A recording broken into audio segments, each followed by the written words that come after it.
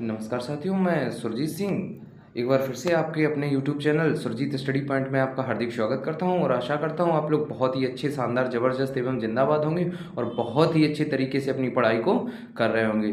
तो साथियों, मैं आज आप सभी के बीच में हिंदी प्रैक्टिस सेट का ये दूसरा सीज़न लेकर के आए हैं, जो कि सभी परीक्षाओं में बहुत ही इंपॉर्टेंट होने वाले हैं। तो समय ना लेते हुए वीडियो को स्टार्ट करते हैं। अगर वीडियो आपको अच्छा लगे तो वीडियो को लाइक एवं चैनल को सब्सक्राइब करना बिल्कुल ना भूलें और वीडियो पर अच्छी सी कमेंट भी कर दिया करें, जिससे कि हमारा अगले वीडियो बनाने में उत्साह बढ़ सके, जिससे हम और भी अच्छे अच्छे क्वेश्चन ढूंढ के आप लोगों के बीच ला सकें। तो वीडियो स्टार्ट करते हैं और अपना पहला क्वेश्चन है गैर गैर उपसर्ग का अर्थ है। गैर उपसर्ग का अर्थ है। तो देखो, गैर गैर का आंसर क्या होगा? गैर उपसर्ग का निषेध।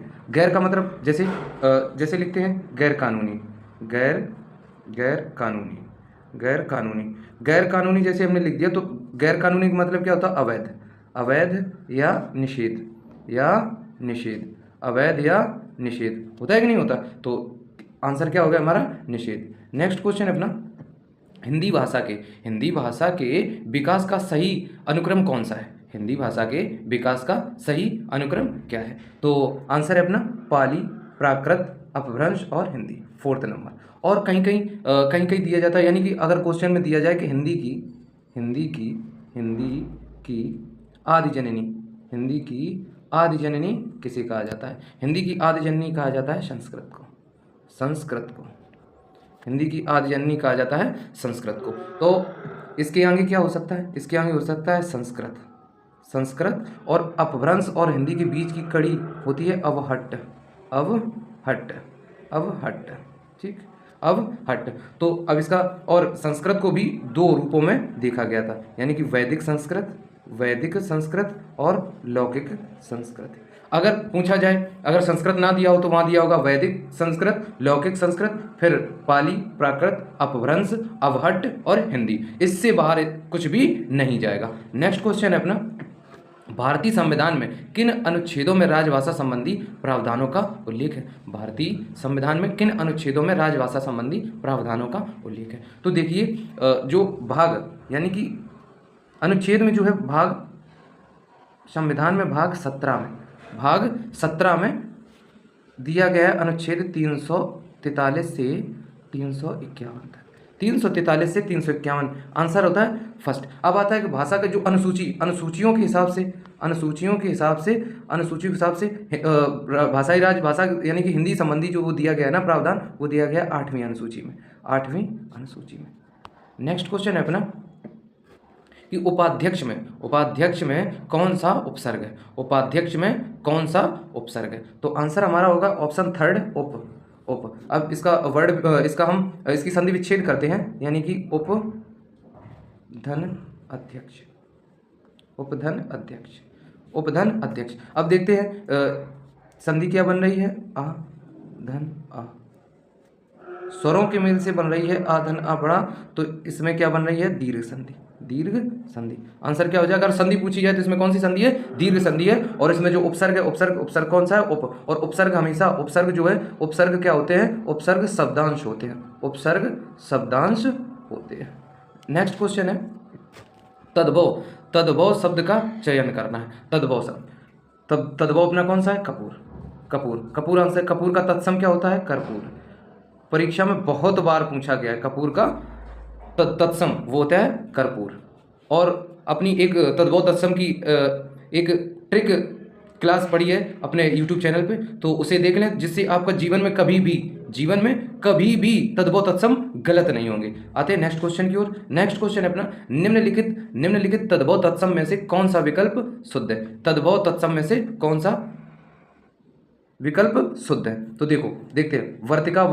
देखो सभी में क्या दी गया? वर्तिका, ठीक, सभी में वर्तिका। और वर्तिका का अर्थ होता है वाती। ऑप्शन नंबर थर्ड ही हमारा राइट आंसर हो जाएगा। नेक्स्ट क्वेश्चन है अपना, किस शब्द की रचना प्रत्यय से हुई? तो प्रत्यय भी क्या होते हैं? शब्दांश होते हैं। उपसर्ग भी शब्दांश होते हैं, जो कि शब्द में आगे लगते हैं, और प्रत्यय जो होते हैं वो पीछे लगते हैं। तो अब इसमें देखें, इसमें क्या बन रहा है? अभिधन योग, और इसमें बन रहा है वी धन आयाम, और इसमें क्या बन रहा है अप धन मान। देखो इनमें जो तीनों है, इनमें तीनों में उपसर्ग है भाई साहब, इन तीनों में उपसर्ग है तो आंसर हमारा कौन बनेगा, इनमें से कोई नहीं, option number D is right answer. Next question है कि जटिल में प्रत्यय कौन सा है। तो जटिल का विन्यास करते हैं तो क्या होगा, जटिल का जो विन्यास करते हैं तो क्या होगा अपना, जटिल का विन्यास करते हैं तो बनेगा जट धन इल। तो प्रत्यय पूछा तो प्रत्यय कौन सा होगा हमारा, इल ही हमारा राइट आंसर हो जाएगा। नेक्स्ट क्वेश्चन है दीर्घ स्वरों की पहचान। तो देखो दीर्घ स्वर कौन से होते हैं, तो देखो ये अ ई उ और री, ये तो जो होते हैं ये हमारे होते कौन से, ये होते हैं हमारे लघु स्वर। दीर्घ स्वर कौन होते, option number B is right answer. ये तो देखो हमारे व्यंजन होते हैं, ठीक। और इसमें देखो आ, ये तीन तो देखो दीर्घ स्वर है, लेकिन आ जो है वो क्या है, आ जो है वो लघु स्वर है, इसलिए आंसर क्या हमारा बन जाता है option number second.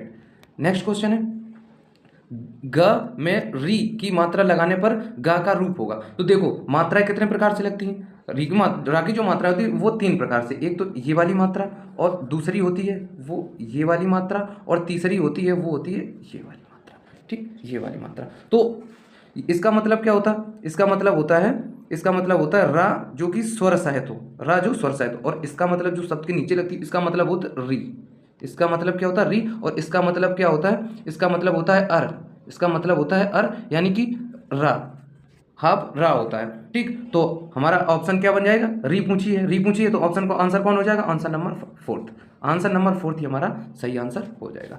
Next question है अपना कि निम्न विकल्पों में से किसी एक की वर्तनी शुद्ध है उसका चयन कीजिए। यानी कि वाक्य शुद्धि लिख लो, इसमें वर्तनी की जगह वाक्य शुद्धि, ठीक। अब देखो पढ़ते, वहां जाने से तुम्हें क्या लाभ प्राप्त होगा, यानी कि देखो अब वहां जाने से तुम्हें क्या लाभ होगा प्राप्त, देखो लिखो, नहीं लिखना है ना, वहां जाने से तुम्हें क्या लाभ होगा, साधारण बोलचाल में देखो बोल देते हैं वहां जाने से तुम्हें क्या लाभ होगा। दूसरा देखिए प्रेमचंद ने पर्याप्त संख्या में कहानी लिखी, देखो जहां पर्याप्त लग जाए फिर वहां संख्या नहीं लगा सकते ना, संख्या में कहानी लिखी, ये भी हमारा गलत हो जाएगा, फर्स्ट भी गलत सेकंड भी गलत। अब आता है तुम्हें पग पग पर कांटे मिलेंगे, देखो तुम्हें पग पग पर कांटे मिलेंगे, इसमें देखो अगर पर हटाते तो क्या होता, तुम्हें पग पग कांटे मिलेंगे, नहीं होगा, ठीक। पग हटाते हैं तो तुम्हें पग पर कांटे मिलेंगे, नहीं भाई साहब यही सही है, ऑप्शन नंबर थर्ड ही हमारा राइट आंसर हो जाएगा। नेक्स्ट क्वेश्चन है कि निम्नलिखित में से विस्मयादि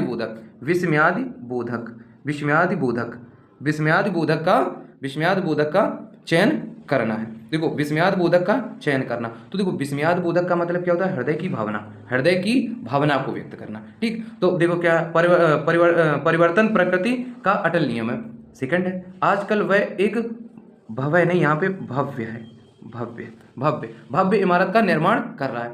कितनी रमणी, देखो रमणी का मतलब होता है मनमोहक, रमणी दृश्य, कितना रमणी दृश्य, आंसर नंबर थर्ड, ये हमारी देखो हृदय में सीधे लगता है, हाँ बहुत ही रमणी, तो बहुत यानी कि हृदय की भावना को व्यक्त कर रहा है। नेक्स्ट क्वेश्चन है अपना कि विलोम शब्द का चयन करना है। विलोम शब्द का यानी कि झोपड़ी, देखो ये दिया झोपड़ी में रहने वाले के स्वप्न देखते हैं, यानी कि झोपड़ी में रहने वाले के स्वप्न नहीं यहाँ कर लो, के स्वप्न यहाँ नहीं देखते, यानी झोपड़ी का जो विलोम होगा वो क्या होगा, महल ही हमारा राइट आंसर हो जाएगा, ऑप्शन नंबर 30 राइट आंसर हो जाएगा। नेक्स्ट क्वेश्चन है कि अल्प का विलोम क्या है। अल्प, देखो ये जो तीनों है न्यून, थोड़ा, कम, ये तो अल्प के ही पर्यायवाची लिखे, जबकि अल्प का जो विलोम होता है वो होता है अति, तो इसलिए हमारा आंसर कौन सा हो जाएगा, फोर्थ ही हमारा राइट आंसर हो जाएगा। नेक्स्ट क्वेश्चन है अपना कि निम्न प्रश्न के बाद युग्मों विकल्पों में से सही अर्थभेद का चयन करना, यानी कि बांस और